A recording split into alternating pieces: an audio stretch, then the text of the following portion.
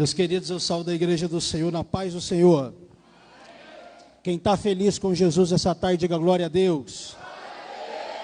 Bênção do céu. Jesus é bom e nos proporciona essa tarde na sua casa e na sua presença. Abra a palavra do Senhor no Evangelho de Jesus, segundo escreveu Lucas, capítulo de número 10, versículo de número 25 ao versículo 37. Quero compartilhar uma palavra do Senhor essa tarde ao teu coração. Já feliz, contente e alegre por tudo que Deus fez até aqui, neste congresso resgate. O Evangelho de Jesus, segundo escreveu Lucas, capítulo 10, versículo 25 ao 37. Nós queremos falar um tema, um assunto aqui essa tarde, bem relacionado com o propósito desse congresso, que é o Congresso Resgate. Quem encontrou Lucas 10 e 25, diga amém. Diz assim a palavra do Senhor. E eis que se levantou um certo doutor da lei, tentando e dizendo: Mestre, que farei para herdar a vida eterna? E ele lhe disse: que está escrito na lei? Como lês? E respondendo ele disse: amarás ao Senhor teu Deus de todo o teu coração, de toda a tua alma, e de todas as tuas forças e de todo o teu entendimento, e ao teu próximo como a ti mesmo. E disse-lhe: respondeste bem, faze isso e viverás. Ele, porém, querendo justificar-se a si mesmo, disse a Jesus: e quem é o meu próximo? E respondendo Jesus, disse: descia um homem de Jerusalém para Jericó, e caiu nas mãos dos salteadores, os quais os despojaram e espancando se retiraram, deixando meio morto. E ocasionalmente descia pelo mesmo caminho certo sacerdote, e vendo passou de largo. E de igual modo, também um levita, chegando àquele lugar, vendo, passou de largo. Mas um samaritano que ia de viagem, chegou ao pé dele e vendo, moveu-se de íntima compaixão. E aproximando-se, atou-lhe as feridas, aplicando-lhes azeite e vinho, e pondo sobre a sua cavalgadura, levou-o para uma estalagem e cuidou dele. E partindo ao outro dia, tirou 2 dinheiros, e deu aos hospedeiros, e disse-lhe: cuida dele, e tudo que demais gastares, eu te pagarei quando voltar. Qual, pois, desses 3 te parece que foi o próximo daquele que caiu na mão dos salteadores? E ele disse: o que usou de misericórdia para com ele? Disse, pois, Jesus: vai e faze da mesma maneira. Amém? Tome teu assento em nome de Jesus. Meus queridos, eu quero louvar a Deus por retornar aqui ao Garimpo Pão Futuro, pela primeira vez para ministrar a palavra do Senhor. Grato às saudações de bem-vindo a mim e a minha família, as saudações de bem-vindo dessa igreja, assim como também o convite, nosso pastor presidente aqui, amigo pastor Robson. Deus nos abençoe, pastor. Trago saudações do pastor Nelson, presidente de nossa convenção, de nossa igreja em Porto Velho. Também cumprimentando aqui o evangelista Lucas, líder da Almad Bom, e também a Almad Bom, essa mocidade abençoada que vai morar no céu. Amém? Glória a Deus, vocês são a bênção. Trago saudações do presbítero Júlio Sescone, nosso líder da Almad Véu, que também saúda vocês e se congratula com a Almad Bom por mais um ano pela festividade do Congresso Resgate. Cumprimento aqui também meus companheiros, o presbítero Mateus, que é um companheiro de longa data, já trabalhamos juntos ali na mocidade em Porto Velho. Deus nos abençoe, assim como também a Umadap, nós tivemos com vocês no ano passado. Deus abençoe vocês, está ali a Raquel, filhinha também do Mateus, Deus abençoe. E as demais mocidades aqui, Rio Pardo, aqui com o seu líder, e também a Umadari, representada aqui pelo presbítero Lucas, que é meu primo, rapaz, Deus abençoe. Já vi ali que o menino já veio junto também, né? Primeiro congresso fora de Ariquemes. Os filhos de crente é assim, já vem no colo para dar glória a Deus e ser abençoado em nome de Jesus. Está ali no colo da mamãe da irmã Jaqueline, ao lado da irmãzinha da Thaís. Deus abençoe vocês e os demais companheiros aqui da liderança da mocidade, da Almad Bom, alegria estar com vocês. Queridos, eu tenho uma palavra de Deus essa tarde para o seu coração. Uma palavra que tem relação justamente com a temática desse congresso, que fala de resgate. Nós observamos na parábola do capítulo 10, descrita pelo evangelista Lucas, e é bom que nós até no início falamos disso, que as parábolas eram um método de ensino preferido a ser utilizado por Jesus. Jesus utilizava a parábola porque permitia que por meio de figuras, de alegorias, de um método de comparação, ele aplicasse os princípios do reino de Deus e transmitisse aos ouvintes a boa prática e também um comportamento até mesmo com verdades profundas e espirituais que eram encontradas dentro da própria parábola. Se nós pegarmos o evangelho escrito por Lucas, que por sinal é um evangelho escrito para o mundo gentílico, mundo de língua grega, que não conhecia Jesus por completo, o mundo gentílico de língua grega ouvia falar de Jesus, conhecia relatos orais do Senhor, e a palavra do Senhor registra que Lucas vai estudar minuciosamente desde o princípio, e se preocupa em investigar tudo acerca de Jesus.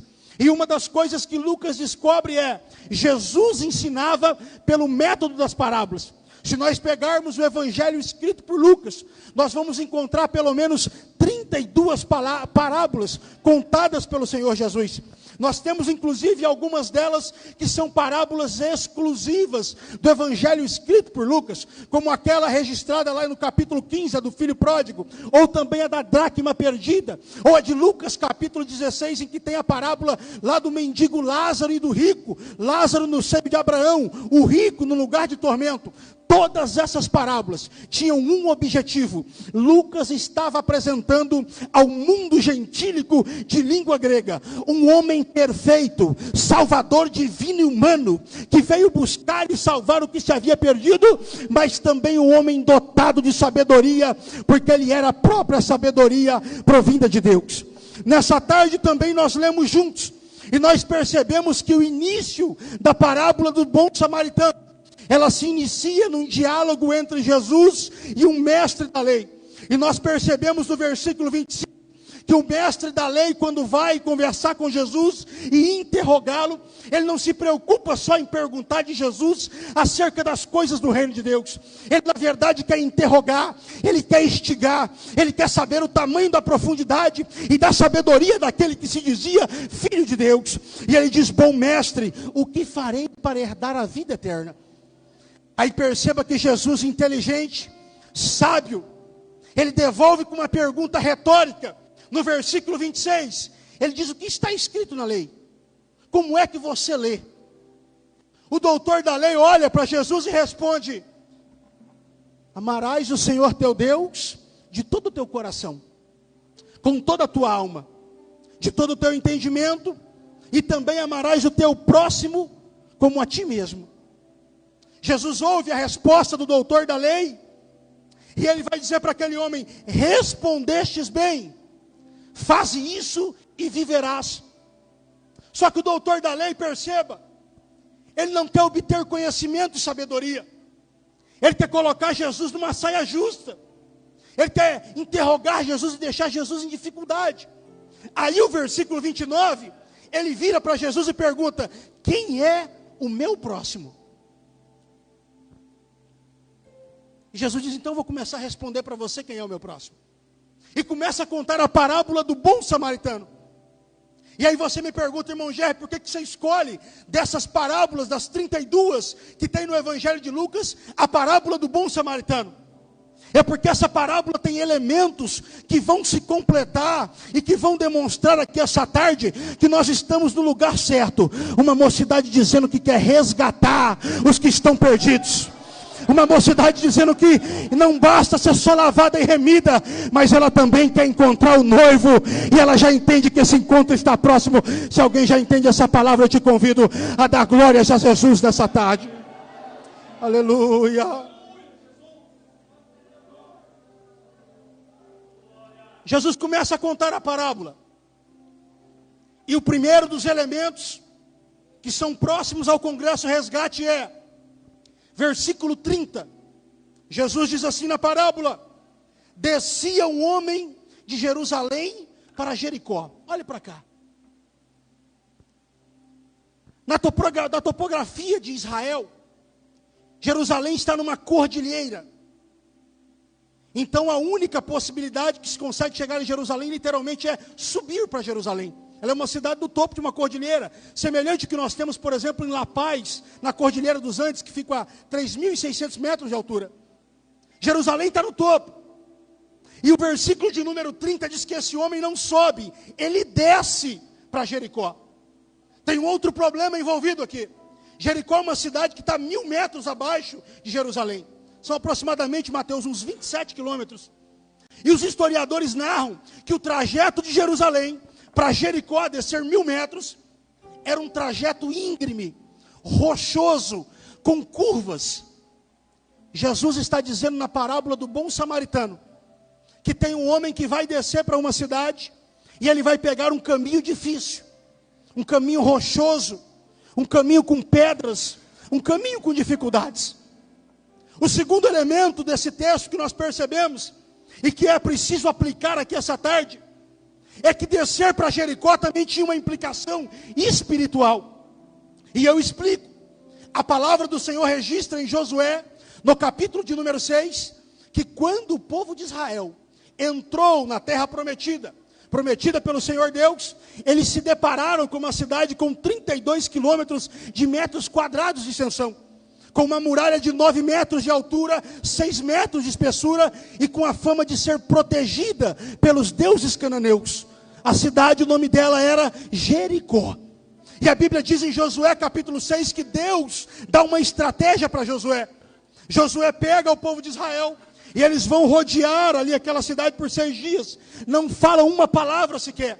Mas no 7º dia, Deus manda que o povo rodeie Jericó, com os sacerdotes e com as buzinas da frente, com a arca do Senhor, com os homens de guerra. E na 7ª volta, o povo de Israel deveria gritar e os sacerdotes deveriam tocar a buzina.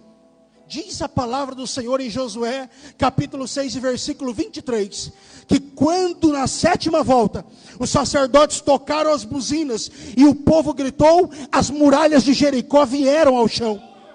E o povo de Israel entra dentro de Jericó, e aquela cidade com fama de ser protegida pelos deuses cananeus, foi toda abaixo. Só escapa Raabe, uma mulher que protegeu os espias e sua família. Mas escute uma coisa, no versículo 26 de Josué, capítulo 6, inspirado por Deus, Josué profetiza uma palavra: maldito seja o homem que reconstruir Jericó. O dia que ele fizer isso, seu filho primogênito vai morrer. O dia que ele colocar as portas dessa cidade, morrerá seu filho mais novo. Queridos, sua história diz que passam 600 anos. E no reinado de Acabe, em 1 Reis, no capítulo 16 e no versículo 34, um betelita, um homem por nome de Iel, teve a péssima ideia de reconstruir Jericó. E a palavra diz que no dia que ele reconstrói Jericó, morre seu filho primogênito Abirão. No dia que ele coloca as portas de Jericó, reconstruindo a cidade, morre o seu filho mais novo, Segube. Aí o versículo 34 diz assim: e cumpriu-se a palavra do Senhor que falara no ministério de Josué. Por que eu trago isso para você essa tarde? Além de descer para Jericó, é um caminho íngreme, rochoso. Jericó era um destino que não deveria se tomar. Jericó era uma cidade que sequer deveria ter sido reconstruída. Não se deveria passar por ela. Então essa tarde nós temos aqui o primeiro elemento para você entender. Estamos num congresso resgate. A parábola revela alguém descendo para um caminho que não deveria tomar, indo para um lugar que sequer deveria passar. Mas o versículo 30 também mostra algumas coisas para nós. Diz que esse homem, que toma um caminho que não deveria tomar, que toma um caminho em dificuldade, ele cai na mão de salteadores. Os ladrões lhe despojaram, roubaram, lhe espancaram e deixaram ele quase morto. Olhe para cá. Os relatos do 1º século da era cristã falam de caravanas de saqueadores. Haviam famosas caravanas de árabes que roubavam as pessoas, os viajantes pelo caminho. Mas o versículo 30 diz que esses homens não somente roubaram esse homem, eles lhes despojaram. E a versão original desse texto, o evangelho escrito por Lucas é escrito em língua grega. É um termo original, ekdou, que significa despir alguém, tirar a sua roupa. Inclusive na versão, alguém deve ter aí, a NTLH, na tradução dos dias de hoje, ou na NVI está escrito, que este homem do versículo 30, os ladrões, eles não só roubaram, mas tiraram as suas roupas. Sabe o que isso revela essa tarde, o mar de bom? O homem do versículo 30, ele foi envergonhado, ele foi humilhado, ele não foi só roubado. Agiram com ele com crueldade, lhe espancaram a ponto desse homem ficar com ferimentos, que ele fica quase morto. E escute uma coisa, olhando para esse homem envergonhado à beira do caminho, olhando para esse homem que foi roubado, olhando para esse homem que foi despojado, olhando para esse homem que está aqui quase morto e com ferimentos à beira do caminho, nós já percebemos que ele é alguém que precisa de resgate. Mas é impossível nós não olharmos lá para o jardim do Éden, em Gênesis no capítulo 3, no dia que Adão e Eva caíram. A palavra do Senhor Deus diz que após comer da árvore do conhecimento do bem e do mal, Adão e Eva tiveram os olhos espirituais, ali o estado de inocência aberta, e eles conheceram que estavam nus. Aí diz a palavra do Senhor que eles vão pegar folhas de figueira, fizeram para eles aventais, para se esconderem da presença de Deus. Porque o homem caído, envergonhado, humilhado e quase morto, uma das coisas que gera nele é a vergonha da presença do Senhor. O pecado gera vergonha, o pecado gera humilhação, o pecado nos distancia de Deus. Eu olho aqui esse homem caído, precisando de resgate, despido, quase morto à beira do caminho, e eu me lembro que o que acontece na vida dele é exatamente o padrão daquilo que o inimigo faz naqueles que estão longe da presença do Senhor. Jesus disse isso em João capítulo 10 e versículo 10. O ladrão veio senão roubar, matar e destruir, mas eu vim para que tenham vida e a tenham com abundância. Aleluia, glória a Jesus. No versículo 30 nós compreendemos e chegamos a um denominador comum. Esse homem que toma o caminho que não deveria tomar, esse homem que é espancado e está quase morto, é alguém que precisa de resgate. Mas os versículos 31 e 32 mostram para nós aqui essa tarde que vai aparecer, quem sabe, uma solução para ele. Surge no meio do caminho dois homens, dois judeus, um levita e um sacerdote. Só que o versículo 31 e o versículo 32 dizem que este homem levita e também o sacerdote passam pelo caminho, viram o homem precisando de resgate, viram o homem espancado, viram o homem despido, talvez até ouviram os gemidos dele. Mas o sacerdote e o levita passaram de largo, passaram longe, passaram do lado oposto da cidade e continuaram o seu caminho. Escute uma coisa importante. Talvez o sacerdote pensou no seu ofício ministerial, sacerdotal, que ele teria que fazer no templo. E ele conhecia as escrituras.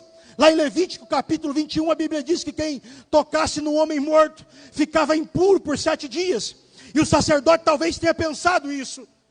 O levita também tenha pensado nisso, porque ele também servia auxiliando o sacerdote do templo. E ele passa e enxerga um homem caído, espancado, ensanguentado, ferido, quase morto. E ele pensa: eu não vou tocar nesse homem, eu vou ficar impuro, eu não vou poder prestar o meu ofício, o meu serviço no templo. Mas escute uma coisa, esse versículo 31 e o versículo 32 mostram que o importante não é a justificativa que o sacerdote tinha. Não é importante aqui a justificativa que o levita tinha para não atender aquele homem que precisava de resgate.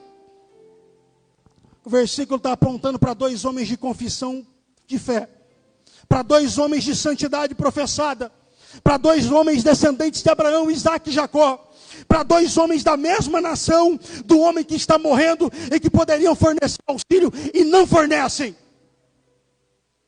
Para abrir os meus e os teus olhos espirituais essa tarde. Para a gente entender uma coisa importante. É muito gostoso ver aqui os conjuntos cantarem. É muito lindo, nós temos uma tarde na presença de Deus, cheio de unção, cheio de autoridade, cheio de alegria. Mas enquanto isso tem jovens como vocês, morrendo lá de fora. E alguns de nós não nos preocupamos. Mas eu estou alegre, eu estou feliz. Porque Jesus levantou essa tarde uma geração que não vai ver alguém morta pelo caminho. Que não vai ver alguém destruída. Eles vão declarar Jesus na vida deles. Eles vão pregar. Eles vão anunciar. Se tem alguém essa tarde que já está entendendo e quer confirmar esse propósito no teu coração, eu te convido a dar mais um glória ao nome de Jesus essa tarde. Aleluia. Escute uma coisa. Peço sua atenção máxima a partir de agora. Porque o que nós vimos até aqui é um homem caído, quase morto à beira do caminho. Um homem despido, ferido, espancado, roubado. Passa um sacerdote, passa um levita e não lhe atende. Mas o versículo 33, você leu comigo? Diz que chega um samaritano. Diga comigo, um samaritano. Que ia de viagem, diga. E que vendo ele teve íntima compaixão. Diga, íntima compaixão. Preste atenção numa coisa. Os samaritanos tinham uma rixa com os judeus. Na verdade, os judeus desprezavam os samaritanos. Discriminavam eles pela origem. Discriminavam eles, inclusive, até mesmo pela sua raça. Você vai lembrar em João capítulo 4, versículo 9. Jesus chegando à beira do poço de Jacó. Tem uma mulher samaritana tirando água. E ele diz, me dá água. E a mulher diz, como sendo tu judeu, se atreve a conversar comigo que sou mulher samaritana? E o complemento do versículo é, os judeus, os samaritanos, melhor dizendo, não se comunicavam com os judeus. Você vai lembrar que Jesus, uma certa feita, junto com os discípulos, foi entrar numa aldeia de samaritanos, e eles não receberam Jesus. Aí Tiago e João disseram, Senhor, vamos fazer a oração de Elias. Vamos pedir para que desça fogo do céu e consuma esses samaritanos. Aí Jesus repreendeu eles e diz, eu não vim para destruir as almas. O Filho do Homem veio para salvá-las. E essa disputa entre judeus e samaritanos. E aí talvez ao mar de bom, a juventude aqui essa tarde perguntam, por que os samaritanos são discriminados? Porque eles são rejeitados e não falam com os judeus. A explicação é simples. Segundo Reis, capítulo 17, versículo 24. As tribos do norte de Israel, as 10 tribos que tinham Samaria por capital, foram levadas como cativas pelo rei da Síria, Sargom II. Esse homem deixa em Israel somente israelitas pobres, pessoas vulneráveis, de uma situação e condição socioeconômica mais baixa. Só que esse homem tem uma ideia e um projeto. Ele quer destruir o sentimento de pureza, de nacionalidade, de pertencimento de Israel. E ele traz povos cativos, diz a Bíblia, da Babilônia, de Cuta, de Avá, de Ramate e de Servafaim. Esses 5 povos cativos estrangeiros são colocados no território de Israel. E eles se casam com os israelitas que sobraram. Disso surge, Lucas, uma raça mestiça, misturada. Os samaritanos, inclusive, observavam o Pentateuco, observavam o cerimonial da circuncisão, guardavam o sábado. Fizeram para eles um templo lá no Monte Gerizim, acreditando que o Monte Gerizim era o lugar da bênção. Acreditavam na vinda de um Messias que iria converter as nações para o samaritanismo. E os judeus olhavam para eles e diziam, vocês não são da nossa raça. Vocês não são da nossa origem. Vocês podem até ter o nosso sangue, mas é misturado. Desprezavam eles. Perceba também que o versículo 33, e você diz comigo, apresenta um homem que vai aparecer no caminho, que está indo de viagem. Escute uma coisa importante. o homem que foi agredido e espancado, o texto diz que ele desce de Jerusalém para Jericó. O levita e o sacerdote, o versículo 31 e 32 diz assim: e iam no mesmo caminho. Ele faz o mesmo trajeto do homem espancado. Agora o samaritano, o texto não diz que ele vem de Jericó. O texto não diz que ele vem de Jerusalém. E nem diz que ele está no mesmo caminho. Diz que ele ia de viagem. É alguém que passa no caminho ali. É alguém que o seu destino não está ligado ali. O seu projeto, a sua visão, a sua concepção não tem ligação com aquele caminho. E o versículo 33 mostra mais uma coisa. Mostra que esse samaritano, que está só de viagem, de passagem, ele vê o homem caído, ele não passa longe, ele chega perto, e ele se move de íntima compaixão. Escute uma coisa. A íntima compaixão, no original, nós estamos falando de o evangelho escrito por Lucas, o evangelho escrito na língua grega. Íntima compaixão é sentimento interno gerado nas entranhas. Porque os gregos acreditavam, inclusive, que as entranhas eram a sede da alma, dos sentimentos, das emoções internas. Semelhante àquilo que nós acreditamos hoje e cremos e pregamos acerca do coração.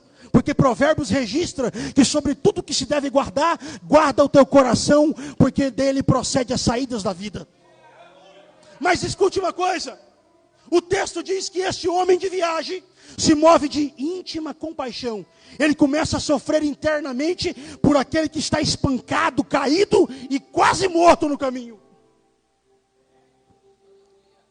Peço pausa e sua atenção. As parábolas, como método de ensino, elas possuem alguns contextos que precisam ser respeitados. Primeiro deles, nós precisamos observar o que está à volta. E eu e você já entendemos. Quando Jesus conta a parábola do bom samaritano, ele está falando de amor ao próximo. Mas escute uma coisa. As parábolas, dentro delas tem figuras, tem alegorias. Dentro delas tem elementos que me permitem olhar por outros ângulos. Exemplo, parábola do filho pródigo, Lucas capítulo 15. Tem a figura do filho mais novo que, caindo em si, gasta lá os seus bens, a herança que recebeu no mundo, mas volta para o pai. Tem a figura do pai que recebe o filho de volta, que não rejeita. Tem a figura dos presentes, o anel colocado no dedo, as sandálias nos pés, a melhor roupa, o bezerro cevado. Se você quiser, na parábola, por exemplo, do filho pródigo, você pode olhar inclusive a figura do mundo, representada nos bens que o filho gastou, nas bolotas de porco que ele desejava comer. Se você quiser, na parábola do filho pródigo, nós podemos abrir um ângulo e olhar até pela visão do filho mais velho, que não conseguiu sentir alegria quando o filho mais novo retornou para a casa do pai. Por que você está explicando isso, irmão Jerry? Porque olhe para mim. Eu olho para o versículo 33. Eu sei que o contexto me fala de amor ao próximo. Eu sei que o contexto me expressa um homem samaritano. Mas eu comecei a falar com Jesus sobre esse texto e esse versículo. E o meu coração começou, aleluia, a ser tocado e impulsionado pelo Espírito Santo. E eu gostaria que seus olhos espirituais fossem abertos e o teu coração começasse a queimar a partir desse momento na palavra. Porque escute uma coisa, o samaritano do versículo 33 é estrangeiro. E sabia que é semelhante ao teu Salvador? Porque na genealogia de Jesus, Mateus capítulo 1, versículo 3, Abraão gerou Isaac, Isaac Jacó, Jacó gerou Judá e seus irmãos, e Judá de Tamar gera Pérez e Zerá. Tamar é uma mulher cananeia, que foi dada por esposa do filho mais velho de Judá. O filho mais velho de Judá morre. Judá pega o segundo filho, Onã, e dá um menino para suceder a semente do irmão. Ele faz o que é mal aos olhos do Senhor. Deus mata ele. Aí tem o terceiro filho de Judá, mas o menino é mais novo. E Judá diz, não, espera o menino crescer, eu vou lhe dar ele, para que ele possa suscitar a semente do irmão mais velho. Judá não entrega o menino mais velho, mais novo, quando chega o tempo dele. E diz a palavra que Tamar arma um ardil, e se deita com Judá, e dessa concepção nascem os gêmeos Pérez e Zerá. Tem uma cananeia na genealogia de Jesus, uma estrangeira. Eu vou contar, tem outra estrangeira na genealogia de Jesus. Mateus capítulo 1, versículo 5. Diz que Salmão gerou Raabe, e Raabe gerou Boaz. Raabe é a prostituta que nós falamos no início da mensagem, em Josué capítulo 6, que abrigou os espias, e que consta na genealogia do nosso Salvador. Eu olho para o homem do versículo 33, vejo um samaritano, vejo um estrangeiro, mas eu olho para a genealogia de Jesus, e vejo que tem um contexto também de estrangeiro, no sangue de Jesus. Porque no versículo 5 diz que Boaz de Ruth, e Ruth é uma moabita, uma mulher viúva, pobre, sem filhos, gera Obed, que gera Jessé, e que gerou Davi, o rei de Israel. Eu não estou forçando barra, eu estou trazendo Bíblia essa tarde, para você entender que o samaritano é um estrangeiro no caminho, mas que ele tem semelhança com o meu e com o teu Salvador. Escute uma coisa, o samaritano é alguém que é odiado pela sua origem, pela sua raça mestiça. João capítulo 1, versículo 45. Filipe vai apresentar Jesus para Natanael, e vai dizer, olha, achamos a quem Moisés havia escrito, de quem os profetas tinham falado no Antigo Testamento, é Jesus de Nazaré, filho de José. Sabe o que Natanael respondeu? Pode vir alguma coisa boa de Nazaré? Assim como o samaritano, o meu e o teu Salvador também foi desprezado e discriminado pela sua origem. Eu não quero forçar barra, eu vou de Bíblia. A palavra registra que os samaritanos são rejeitados. Aí eu olho para Isaías 53:3, que foi lido aqui essa tarde. Ele era o mais desprezado, indigno entre os homens. Homem de dores, experimentado nos trabalhos. João capítulo 1, versículo 11, diz que ele veio para os que eram seus, e os seus não o receberam. Aleluia. Semelhante ao samaritano, o meu e o teu Jesus também foi rejeitado e desprezado. Eu vejo no versículo 33, e nós lemos juntos nessa tarde, que este homem está indo de viagem. O destino dele não é Jericó, não é Jerusalém, não é no mesmo caminho. Essa mocidade já adorou aqui essa tarde. Existe alguém também que passou aqui nessa terra, que o lugar dele não era esse plano terrestre. O lugar dele não era essa terra. O lugar dele não era Jerusalém. O lugar dele não era Jericó. O lugar dele não era no caminho. Ele só estava aqui de passagem, temporariamente, para cumprir o reino de Deus aqui na terra. Pilatos perguntou para ele, diz, de onde é o teu reino? Ele diz, o meu reino não é deste mundo. Ele só estava de viagem. Ele só estava de passagem. Oh, aleluia. Os discípulos uma vez disseram, Senhor, qual é o caminho, para onde o Senhor vai? Nós queremos saber. E ele diz, eu sou o caminho, a verdade e a vida. Ninguém vem ao Pai, senão por mim. Oh, aleluia. Semelhante ao samaritano, a íntima compaixão registrada no versículo 33. Ela aparece 5 vezes, essa palavra conjunta, íntima compaixão, no Novo Testamento. As 5 vezes que ela aparece, ela tem relação com a pessoa bendita de Jesus. Em 2 parábolas contadas por ele, do credor incompassivo em Mateus 18, e nessa do samaritano em Lucas capítulo 10. As outras 3 oportunidades, a íntima compaixão surge sendo sentida por Jesus, sendo vivenciada, sendo experimentada em situações que contêm o próprio Senhor. Primeira delas, Lá em Mateus capítulo 18, Jesus tem uma multidão ouvindo sua palavra. E os discípulos dizem: mestre, nós não podemos distribuir, dispensar a multidão, não tem pão. E diz o versículo que Jesus se move de íntima compaixão. Perguntam para ele: o que temos aí, mestre? Nós temos 5 pães e 2 peixinhos. E diz a palavra que ele vai orar, vai levantar os cestos ao Pai, vai agradecer. E naquela tarde ele alimentou mais de 5.000 homens, além de mulheres e crianças. E ainda sobraram 12 cestos cheios de pães, porque o mestre estava se movimentando pela íntima compaixão. A íntima compaixão aparece no ministério de Jesus uma segunda vez, lá em Mateus capítulo 20, quando Jesus está chegando nas proximidades de Jericó. Diz a palavra que ele encontra 2 cegos no caminho. E os cegos começam a gritar seu nome. E o texto diz que Jesus, movido de íntima compaixão, coloca as mãos sobre os cegos e logo eles viram. A terceira vez que a íntima compaixão aparece, ligada à pessoa de Jesus, numa presença de Jesus, num ambiente com Jesus. Oh, aleluia! É num cortejo fúnebre saindo da aldeia chamada Naim. Em Lucas capítulo 7, versículo 11. A Bíblia diz que a viúva está indo para o cemitério enterrar o seu único filho. Mas ela encontra Jesus na saída da aldeia. E a Bíblia diz que Jesus se moveu de íntima compaixão. Olhou para a mulher e disse: filha, não chores. Ele vai até o esquife, toca no rapaz que está morto, de jovem, eu te digo, levanta-te. E a palavra diz que o morto ressuscita o jovem e ele devolve, entrega para sua mãe.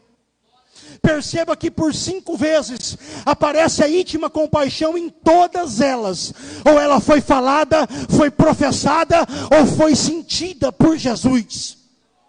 Então esse samaritano aqui do versículo 33, eu não consigo encontrar outro contexto, se ele não for parecido com o nosso Salvador, com alguém que está só de passagem, que só passou aqui na terra, com alguém que tinha íntima compaixão, mas também com alguém que foi desprezado, que foi discriminado. Irmão Jerry, o que você quer dizer? Qual é a aplicação essa tarde para essa palavra? Ei, eu não sei como você chegou aqui, às vezes caindo, cambaleando, enfraquecido, numa semana tribulosa, não consegue dormir direito, com alguma dificuldade. Eu vim anunciar que você está no melhor lugar.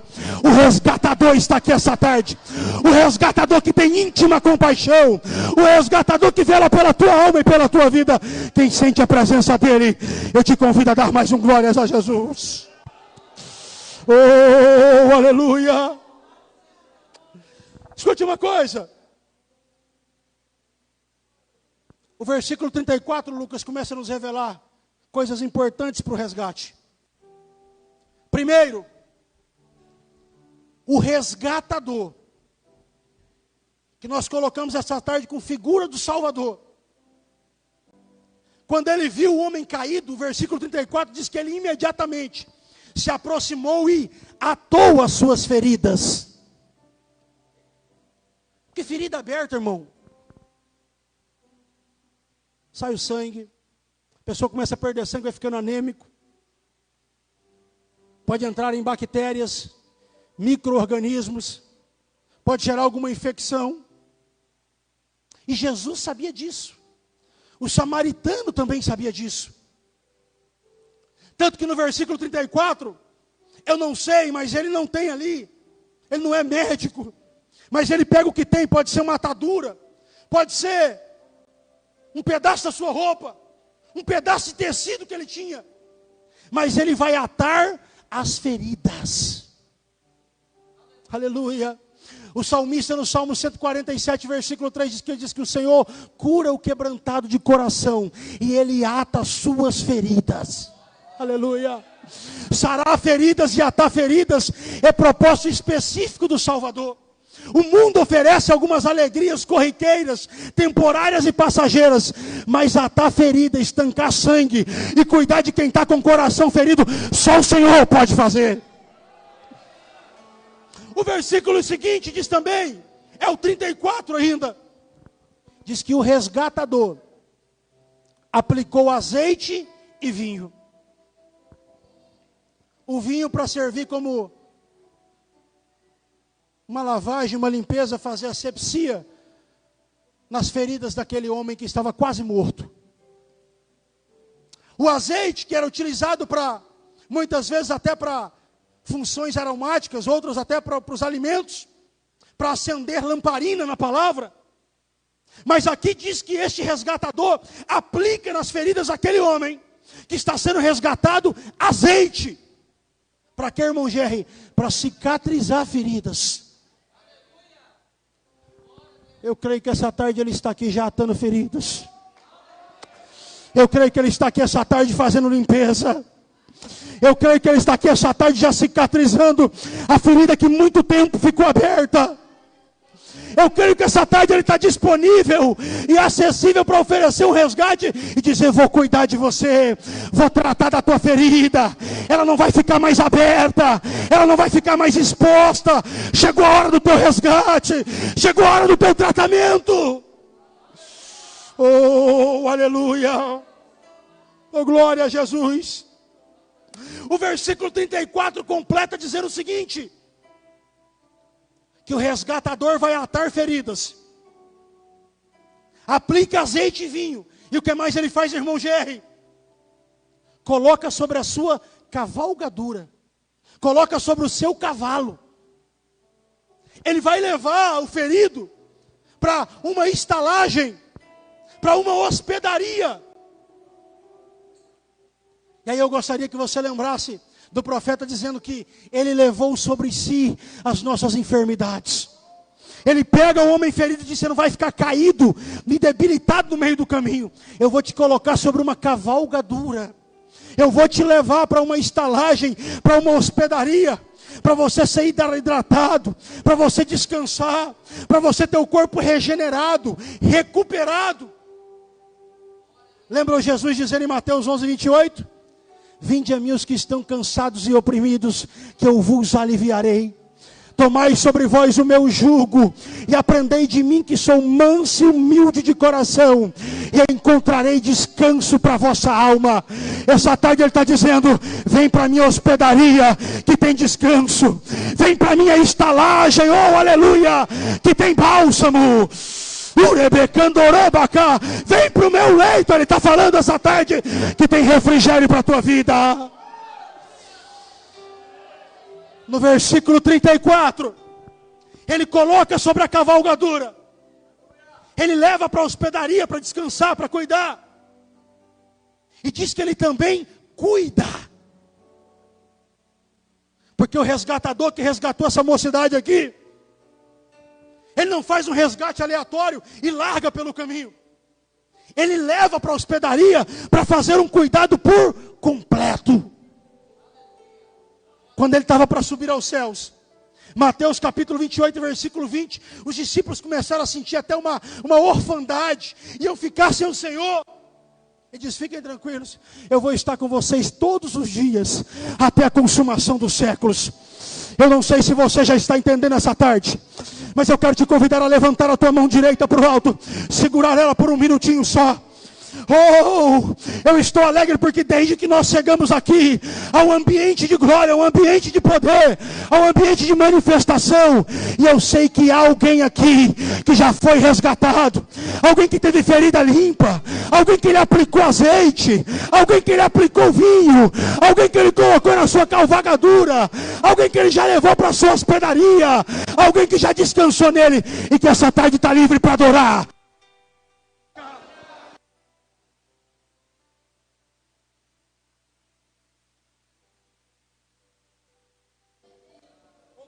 Jesus, glória a Jesus. Já voltou, está tudo bem. Aleluia. Já voltou, está tudo bem. Eu continuo dizendo que estou alegre, porque quando ele colocou você na cavalgadura dele e na hospedaria dele, você não ficou sozinho. Ele esteve contigo e te trouxe até aqui. Escute uma coisa, alguém já cantou aqui essa tarde, inclusive, que nós temos um encontro marcado com ele. E sabe por que esse encontro vai acontecer? Porque ele está te garantindo até hoje, na presença dele, na casa dele. As tribulações vieram, voltaram, mas você está dizendo: Eu estou na sua casa, eu estou aguardando o encontro com o noivo, eu estou na presença dele, eu estou aguardando encontrar com ele. Oh, aleluia. Versículo 35. Ele coloca na cavalgadura, leva para a hospedaria, cuida. No outro dia, o resgatador está indo embora, e ele diz para o hospedeiro, está no texto, vou lhe dar 2 dinheiros, para você cuidar deste homem que eu resgatei. O dinheiro, ou o denário, irmão, equivalia a um dia inteiro de trabalho de um trabalhador braçal. E o resgatador, ele fornece 2 dinheiros para cuidar do homem. Porque ele queria que aquele homem que ele encontrou caído, ferido à beira do caminho, tivesse um resgate completo. Eu me lembrei do salmista no Salmo 40, dizendo o seguinte: tirou-me de um lago horrível, de um charco de lodo, colocou os meus pés sobre uma rocha, aleluia, firmou os meus passos, pôs um novo cântico na minha boca, um hino de louvor ao nosso Deus. O resgate dele é completo, e o resgatador está dizendo aqui para o hospedeiro: cuide desse homem. Em João capítulo 14, versículo 17, Jesus olha para os discípulos e diz: não vos deixarei órfãos, eu vou deixar alguém para cuidar de vocês. Eu vou rogar ao Pai, e Ele vos dará outro Consolador para que fique convosco para sempre. O resgatador, além de não deixar a sua beira do caminho, mas pagar o hospedeiro e dizer que quer um resgate completo, ele também se preocupa e diz: cuida dele, cuida dela. Aí você entende por que você chegou aqui essa tarde? Porque ele deixou o Espírito Santo de Deus cuidando de você. Oh, aleluia, ele deixou o Espírito Santo de Deus com você, nas lutas, nas dificuldades, cuidando da tua vida, sendo teu consolador, sendo teu ajudador, sendo aquele que está junto com você. Tem aquele hino, eu sou bem desafinado, mas eu me lembrei dele agora. Vamos lá. Espírito Santo. Vocês são bons de cantar, canta. Espírito Santo, ai, meu consolador. Bem forte vocês.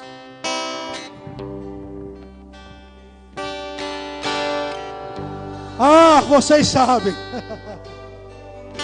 Cante. Sabe quem? Vamos cantar.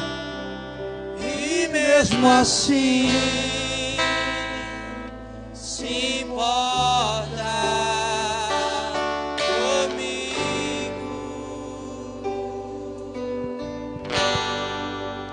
E mesmo assim. Qual a letra do louvor? Ele mora em você para cuidar de você. Declare essa tarde. Tu és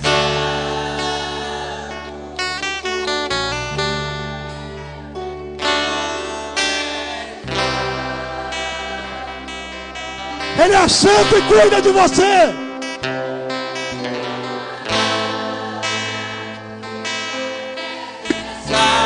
Ele é santo e te resgata. Canta aí agora, porque Ele está cuidando. Tu és santo. Oh, aleluia. Tu és santo.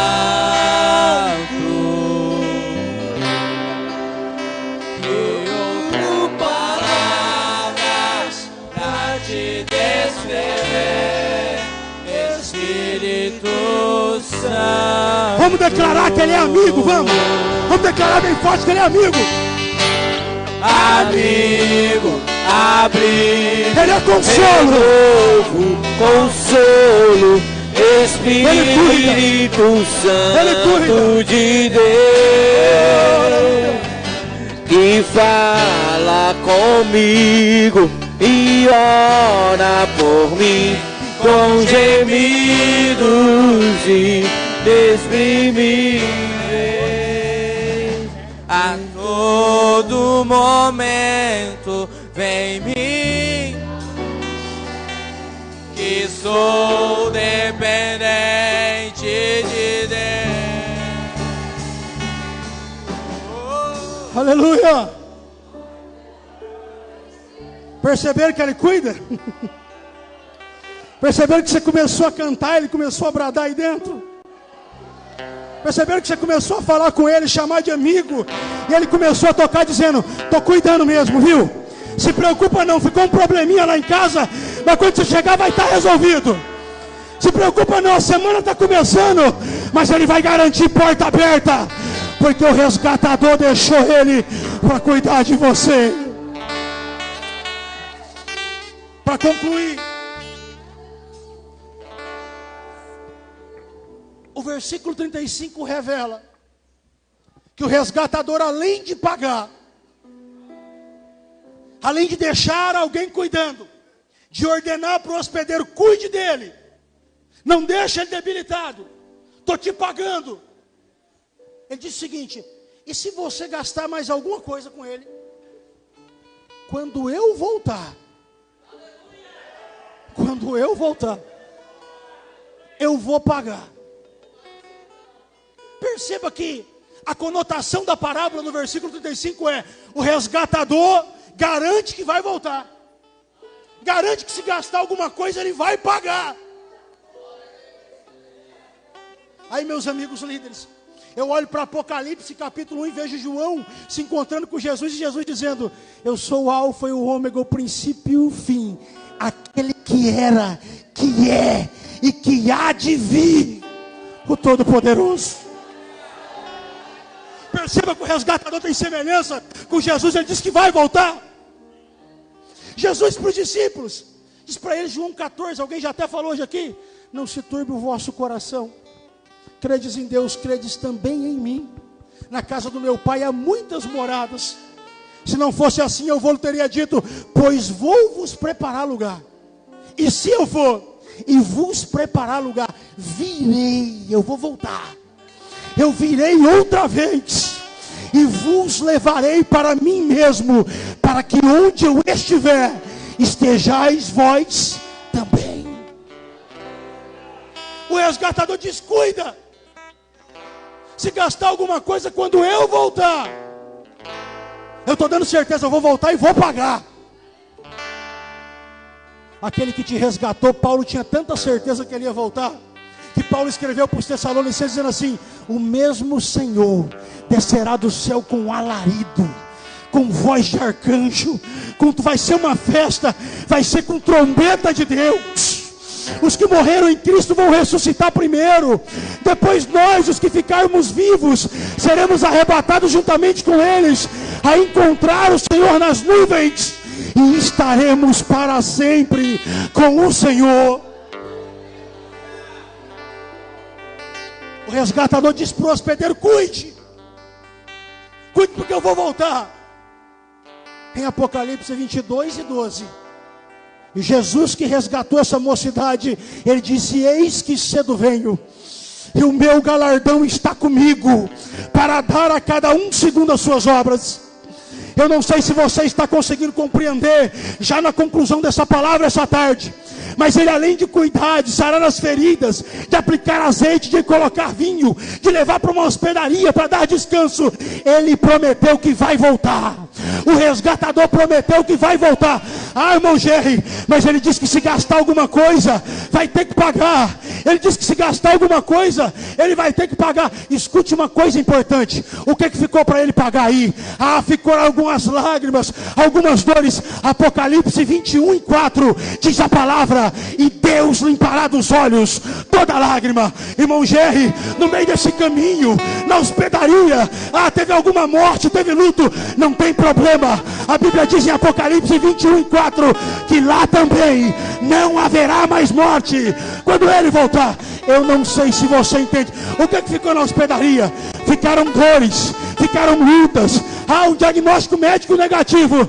A palavra do Senhor diz em Apocalipse 21:4 que não haverá mais pranto, não haverá mais choro, não haverá mais dor. Quando Ele voltar, Ele vai pagar, Ele vai zerar essa dívida. Oh, aleluia! Não se preocupe, porque o resgatador está dizendo e confirmando essa tarde: vou voltar, vou voltar. Breve eu venho, eis que cedo venho. E eu te convido a estar em pé nesse instante. Aleluia. Oh, glória a Jesus. Oh, glória a Jesus. Eu concluo a palavra. Ninguém despreza que o contexto é amor ao próximo. Mas ninguém despreza que na parábola há aqui um resgatador. Alguém que pega alguém ferido pelo caminho.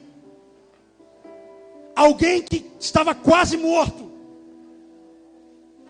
Ninguém despreza que na parábola alguém que foi espancado, foi envergonhado e foi humilhado.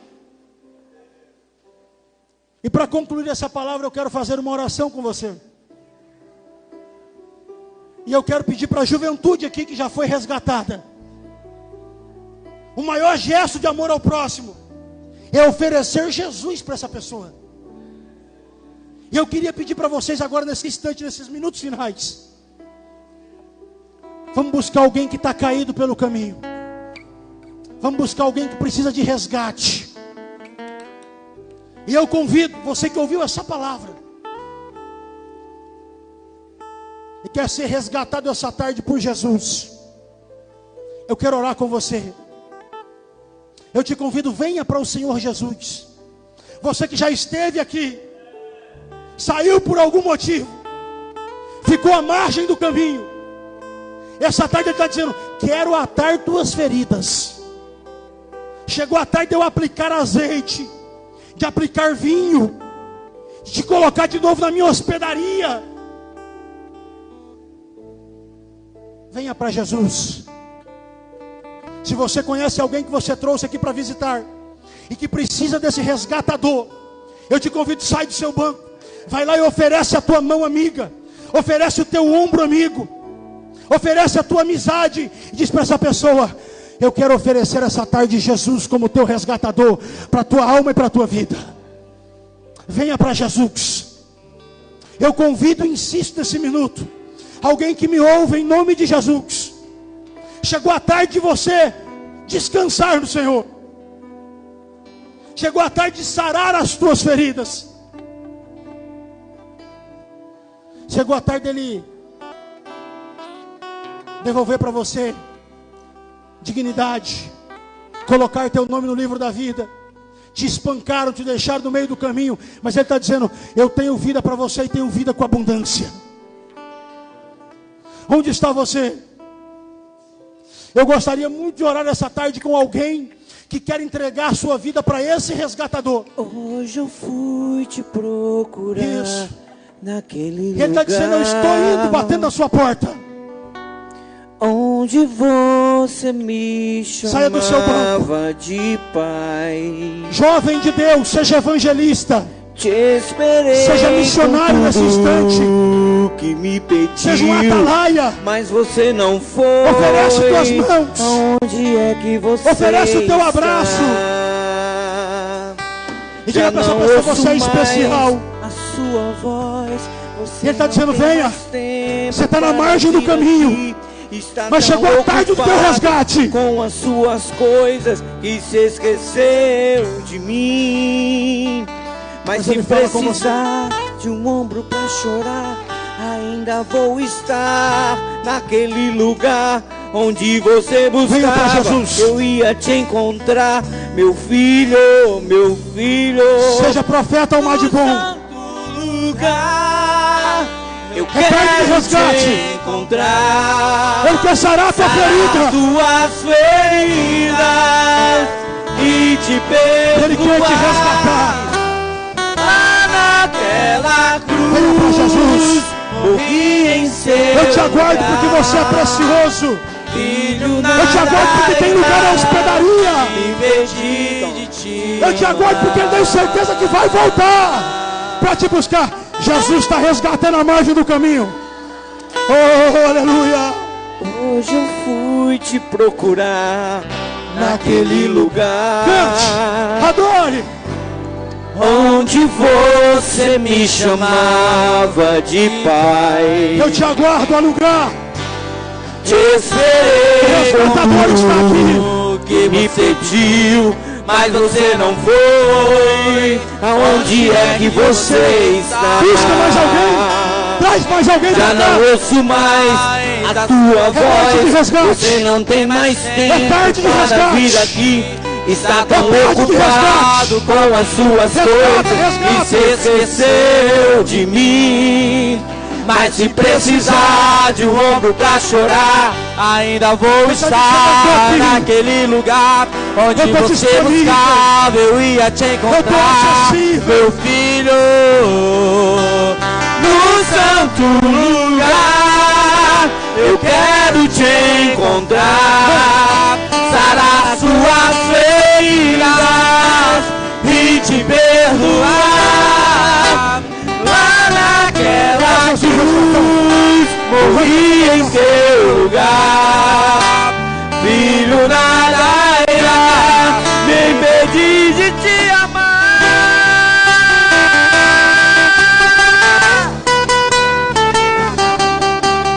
Filho, eu dei a vida por você e eu não te fiz para viver assim tão longe, meu filho. Filho, eu usei o compositor, pus essa canção nos lábios do cantor, só pra te dizer, te amo. Amo você, meu filho. Amo. Cadê a juventude que ama o resgatador? Cadê a juventude que ama o Deus que salva? Você, agora, meu filho. Amo você.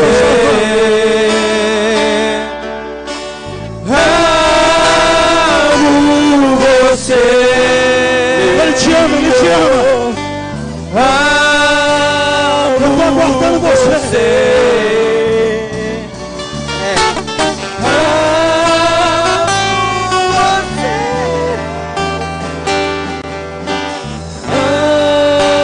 Amo você. Estenda as mãos para cá.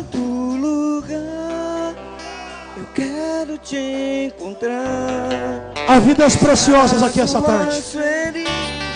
E eu quero fazer uma oração poderosa com você. Deus de poder e Pai de amor, coloca o nome dessas vidas no livro da vida. Perdoa as falhas, os pecados, as mazelas. Joga no mar do esquecimento, Senhor. Aplica nessa tarde o bálsamo do Teu Espírito Santo. Aplica azeite, aplica vinho.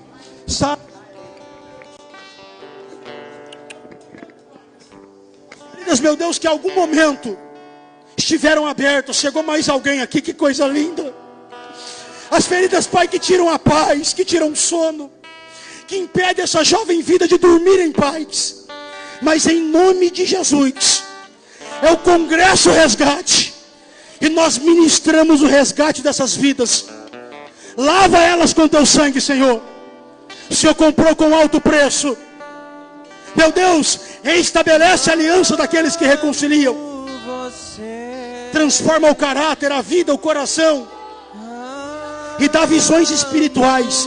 Fala com eles. Alimenta eles com Teu poder e com a Tua presença. É o que nós oramos. E a mocidade diz: sejam todos bem-vindos em nome de Jesus. Acho que tem um lugarzinho aqui para aconselhar e acolher. Lá na secretaria vocês vão ser acolhidos. Acompanhe eles. Você dá uma de bom, vai com ele abraçado até a secretaria. Não deixa ele sozinho não. Já mostra para ele o caminho. Já vai deixando ele íntimo da igreja, dos ambientes da igreja. porque eles são bem-vindos em nosso meio. Deus abençoe vocês. Jesus tem mais até as bênçãos apostólicas hoje. Em nome de Jesus.